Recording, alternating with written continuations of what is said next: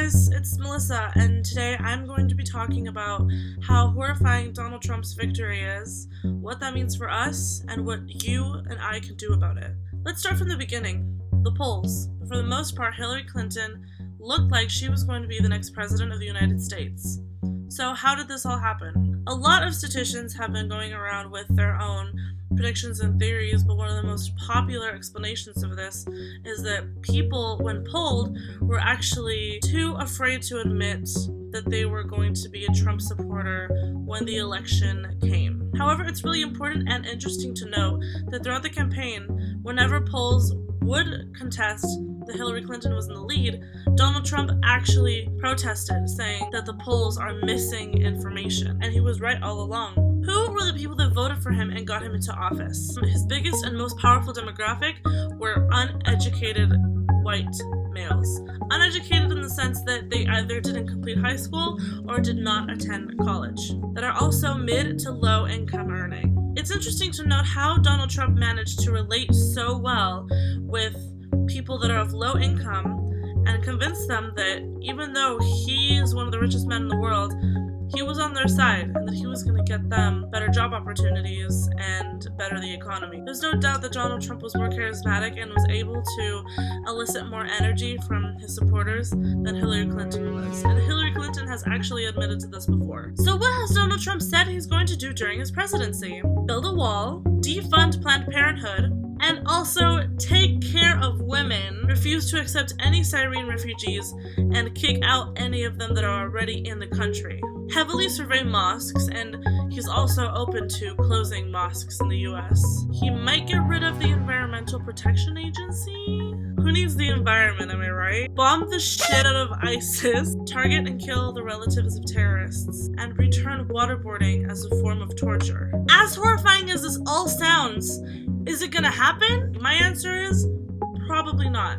And here's why. Although the president is very influential, there are several things that they cannot do. They cannot reverse any Supreme Court decisions. Several court cases that are worth noting that he cannot directly influence are as follows. Obergefell versus Hodges, which legalized same-sex marriage. Roe versus Wade, which is extremely influential in women's rights. Grutter versus Bollinger, which instituted affirmative action. Besides that, the president also cannot write laws, nor can they repeal current laws. Bills and future resolutions have to be brought up in the House by a representative. The president also may not create laws that interfere with state laws. This means that any law within a state that has to do with criminal procedure, Medicare or Medi-Cal, health, housing, unemployment, and education benefits cannot be affected by a law made by the president. The president also may not declare war. Well, what can any of us do about all of this? One of the most valuable things you can do is to vote in the 2018 elections. Every single seat in the House of Representatives and 33 seats in the Senate are going to be contested.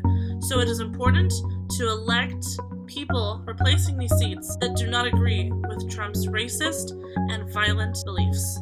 Ever since Trump was elected president, Google has reported that one of the highest searched items are related to impeaching a president. Fun fact! President Nixon was the first and only president to have been impeached after he was found guilty in the Watergate scandal for treason. Unfortunately, because Donald Trump is president, there is something that people that use birth control might have to do in order to continue using birth control. In the small case that he repeals the Affordable Health Care Act, there will no longer be free birth control pills. Another form of protection is an IUD, which is a form of birth control that can protect you over the next 5 years. You can also protest. Not long after Trump was elected president on November 8th, were a ton of protesters going through the streets, especially in California, protesting against this election. Make your voice heard.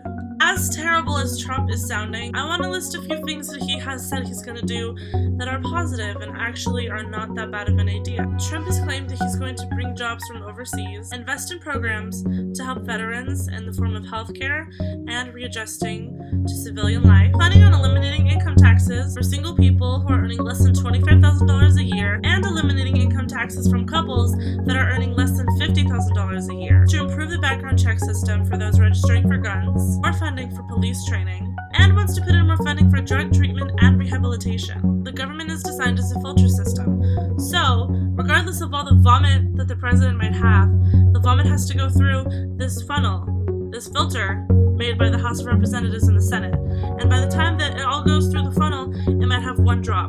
I wanted to make this video to let those know that I know this is a really scary time for a lot of people in America. I just want to let you guys know that it is not all bad. You are not helpless. You are not alone.